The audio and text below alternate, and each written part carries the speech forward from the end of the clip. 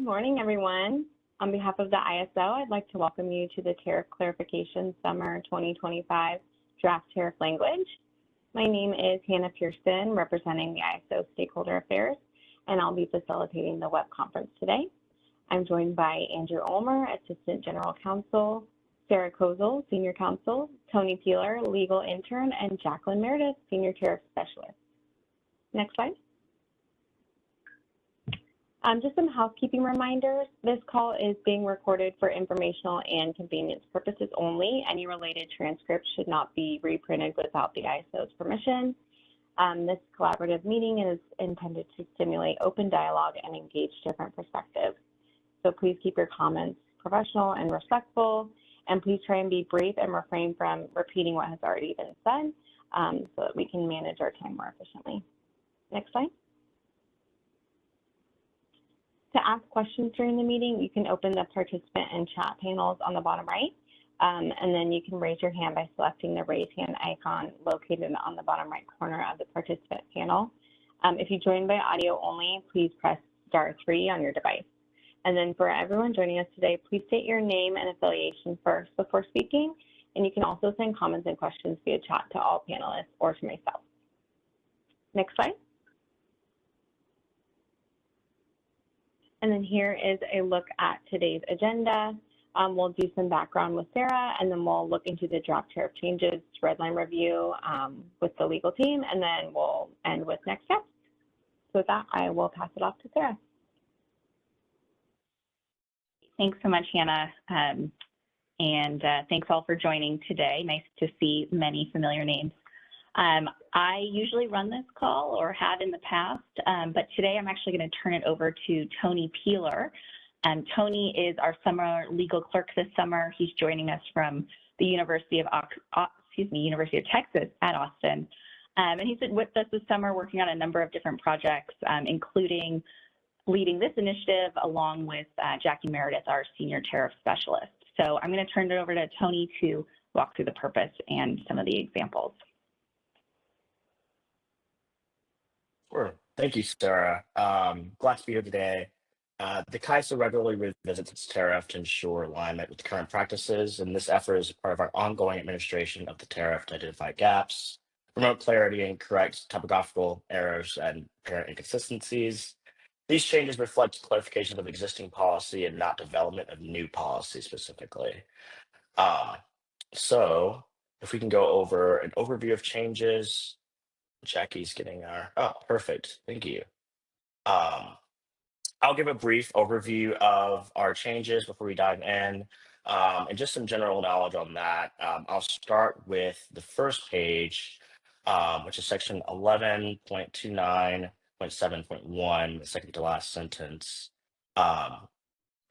So essentially, this is removing outdated provisions that no longer reflect current settlement and market notice practices, as you can see by the red line there. Another one of our changes was on the next page there, which is section 24.6, which clarified APSA obligations to accurately reflect private sponsor and CAISO roles, and just making sure that we have those specified in the tariff. Just a grammatical error there.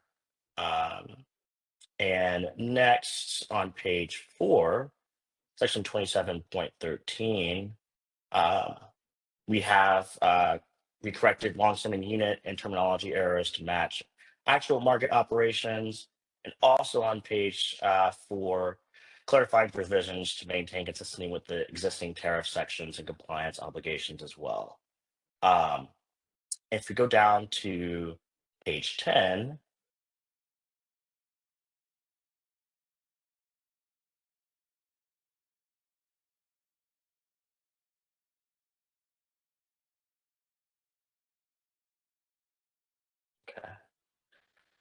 we've got streamlined language for attestation and testing requirements to better align with the business or with BPM processes instead of redundant standalone attestations.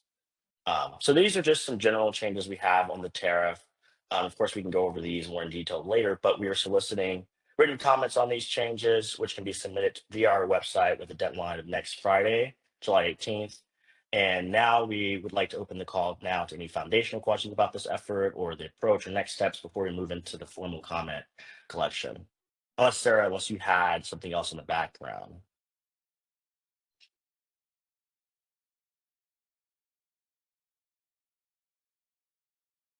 Away on mute.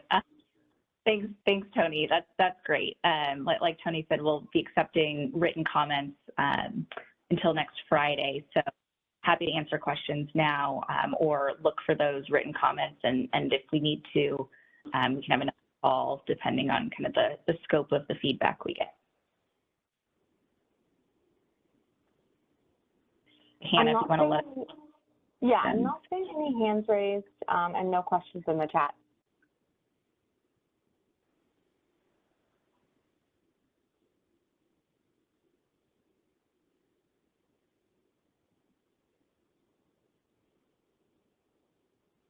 Might be a record-setting tariff call. We can give it, yeah, one more minute, but I'm not seeing anything.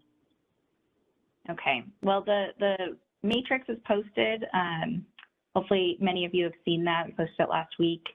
Definitely reach out to Hannah or any of us if you have questions about accessing that or anything else, and looking forward to any written comments that we get next Friday. Okay. So if you could go back to the presentation really quick. I have a couple closing remarks here. Perfect, thank you.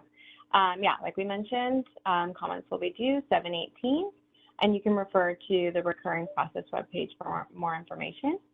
And then if you do have any questions, please feel free to reach out to the ISO Stakeholder Affairs at that email there. Next slide.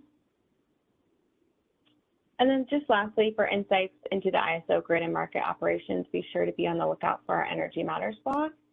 The most recent blog actually was from our President and CEO, Elliot Mainzer, and it focuses on some of the great progress that has been made over the past few years in strengthening California's electric grid and enhancing our summer readiness.